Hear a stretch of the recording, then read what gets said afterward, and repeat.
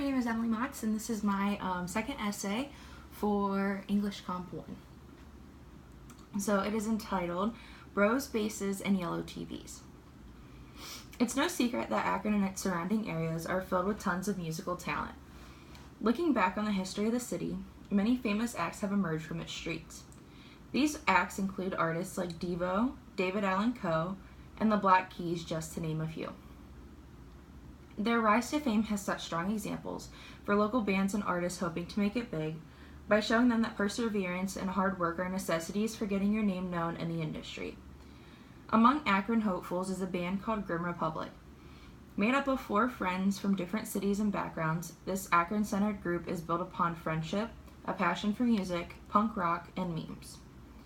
I was first introduced to Grim Republic when I met their bassist, Matt France, in late March of 2017. Meeting someone on a stupid online dating app is apparently a surprisingly good way to network, although I wouldn't recommend. Clicking over similar senses of humor and taste in music, we hit it off, and I found myself thrust into a world of 20-something-year-old boys in a punk band.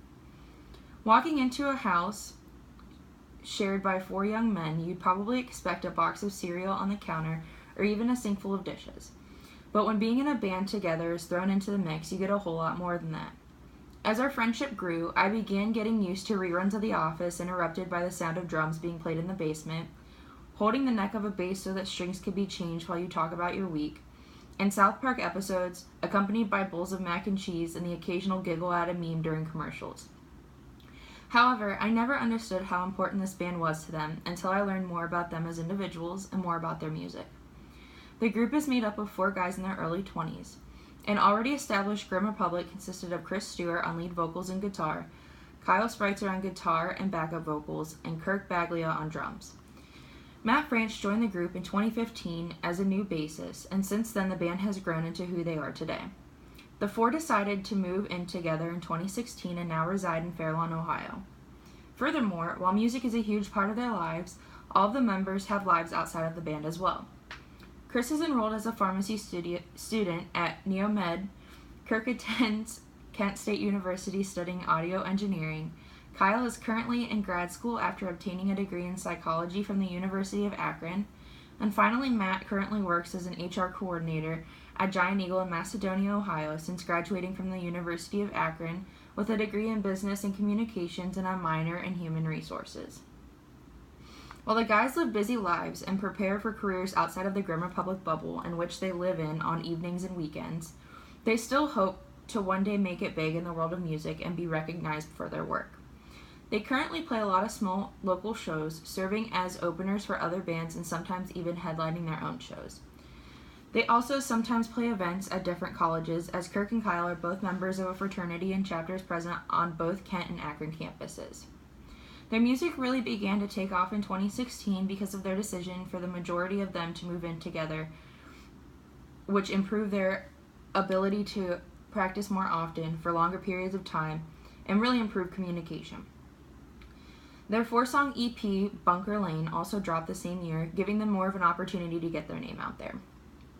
I attended my first Grim Republic show in early May of 2017 when they did a headlining show at the Outpost Concert Club in Kent.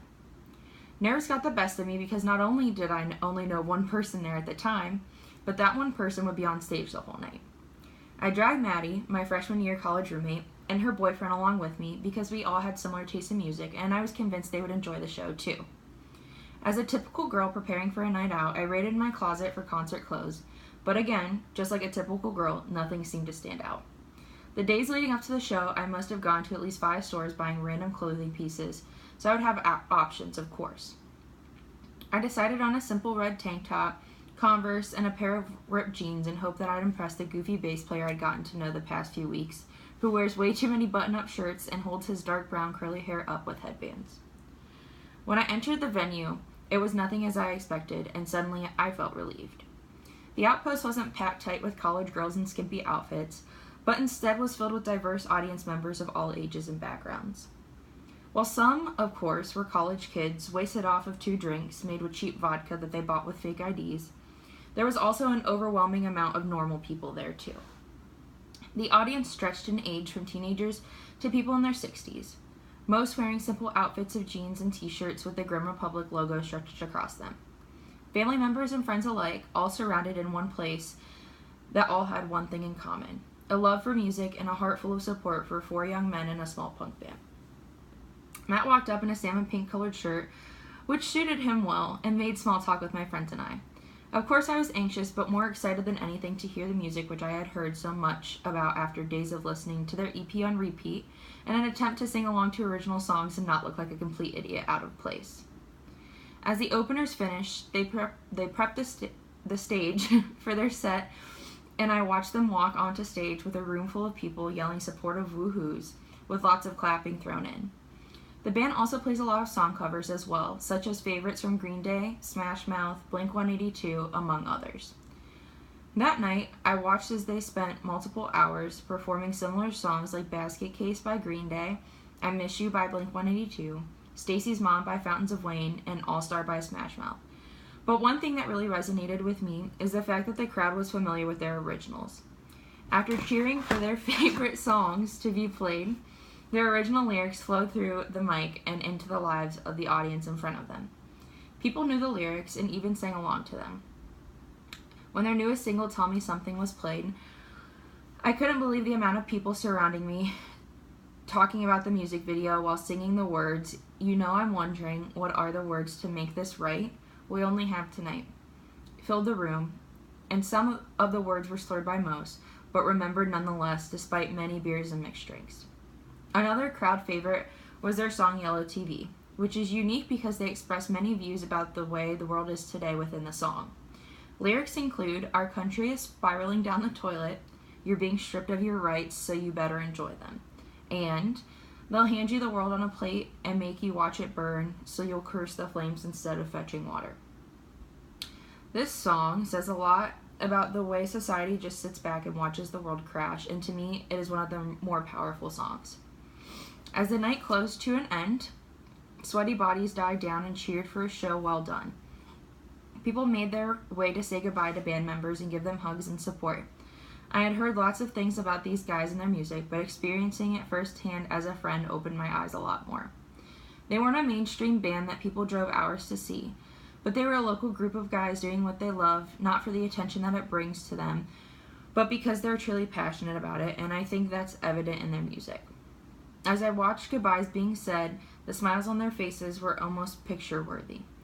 It was then that I knew that this was something bigger than just a band. It was a friendship. It was family. And it was 100% one of the biggest priorities in the lives of these 4. If anyone deserves to make it big, it is this group. Oftentimes I even find myself wondering why they haven't, because in my mind they truly are undiscovered gold. However, they probably haven't been noticed as much as they should be for several reasons. First and foremost, they sometimes lack the ability to push themselves as hard as they can. Not because they don't want to, or because they aren't passionate about it, but because life sometimes gets in the way of things. With all of the members being in school, having jobs, or even both for some of them, music oftentimes comes in second place to all of that because having practical jobs and lives is a more realistic goal. You can always work harder, and there's always room for more improvement in anything that you do. The band is also currently working on gaining a bigger online presence in the forms of their website, as well as social media accounts, hoping to grab the attention of more people. They have been working hard at networking, meeting with people in the industry locally, as well as radio stations, among other things. And as always, they constantly get their name out there by handing out EPs and merchandise whenever they can. To improve individually, everyone can always push themselves to work harder, practice more, and strengthen their abilities as musicians. As a group, the road to getting noticed means they need to produce more original songs and play off of each other's strengths and weaknesses, such as music theory and songwriting. They need to push themselves to be more open-minded to the opinions of other members and put more time and effort into their music instead of being let down that it hasn't taken off yet. Matt and I have definitely had our ups and downs in the past few months, but even on the bad days, supporting a close friend and someone you deeply care about is what's important. I have seen firsthand how happy this music makes him and how hard he is on himself when it comes to being a part of this group, and the way that he pushes himself to be a better musician and a better person. Although they haven't made it big yet, a huge part of me believes that with more time and maximum effort, they will, because in a republic that is grim, you can do anything with bros, basses, and yellow TVs. Thanks.